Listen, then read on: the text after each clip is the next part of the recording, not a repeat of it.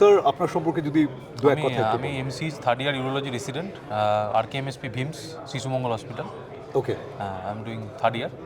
Third year third পড়ছেন year, হ্যাঁ, আমি সিএইচ ইউরোলজি ওকে করছি।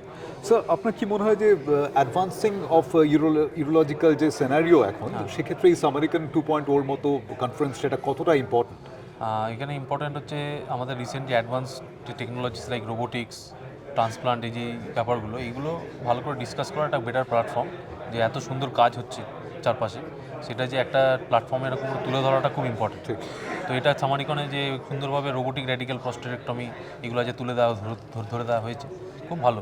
এরকম যত প্রোগ্রাম করা যায় খুবই ভালো। স্যার আজকে সকাল থেকে কনফারেন্স চলছে, আপনি অনেকক্ষণ অ্যাটেন্ড করেছেন, আপনি যদি বলেন যে কোন পার্টটা বা কোন বিষয়টা আপনার কাছে সবচেয়ে ইন্টারেস্টিং লাগলো? ডক্টর অনুপ কুমারের রোবোটিক রেডিক্যাল প্রস্টেক্টমি ল্যাব 3D যে নতুন অ্যাডভান্সমেন্ট দেখালেন, ওরমটার যে জাতীয় কাজ যত বেশি আমাদের এই ওয়েস্ট বেঙ্গলে হবে তত ভালো। ওটা আমার সবচেয়ে ভালো লেগেছে আজকে সকালে। এটা কি ইম্প্যাক্ট রাখে ভবিষ্যতের জন্য? যে মিনিমাল ইনভেসিভ সার্জারি কতটা অ্যাডভান্স হয়ে গেছে, যে আমরা আর ওপেন সার্জারি যাতে আমরা বন্ধ করে যে এই টেকনোলজিসের উপর যত কাজ করতে পারবো, পেশেন্টের আউটকাম তত ভালো হবে। এটাই। Thank you sir, thank you. Thank you.